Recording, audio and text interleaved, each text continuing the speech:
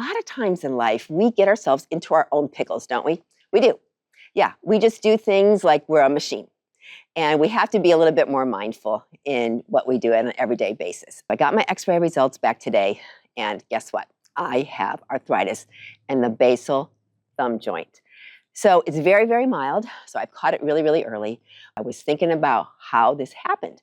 My right hand, my dominant hand, I do so much with my right hand, but my right hand is my mobility hand. It's the things I use to stir and to wipe. But my left hand I use a lot for stabilizing.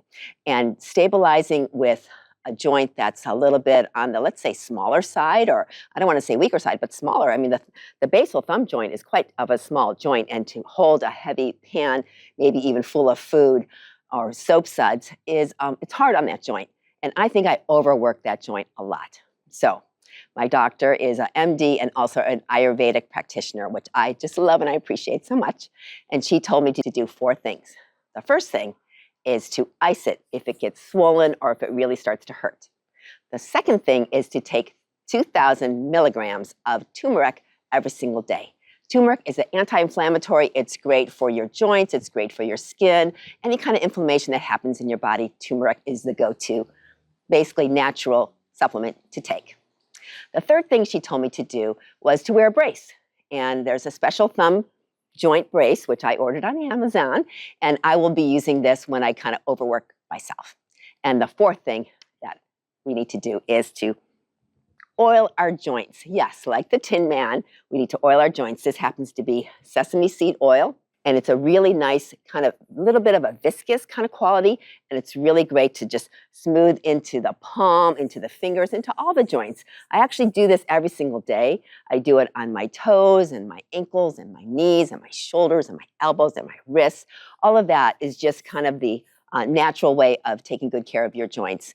And it's called Abhyanga in Ayurveda. So I highly recommend those practices. So as you see, there's 4 things we can do for these kind of arthritis things. I'm kind of bummed about it, but I'm going to start to take especially very mindful care of what I'm doing. You know, a lot of times in life, we get ourselves into our own pickles, don't we? We do. Yeah, we just do things like we're a machine. And we have to be a little bit more mindful in what we do on an everyday basis. I just started sewing. I'm really excited about sewing. And guess what? Sewing is a lot of working with your hands. So I'm going to be taking good care of my hands, especially this nice little thumb joint in the next couple of months, and hopefully I'll recover well. If you wanted to know what kind of stretches are good for the basal thumb joint, you can do something for carpal tunnel, which is very close by, right? The thumb joint here, the carpal tunnel here, all related, right? They're next door neighbors. So these kind of stretches are really good. I'll have to do that with the other hand so it feels good. Good. And then opening up wide like that, high fives, really good for the joints. They love traction. They love to be open.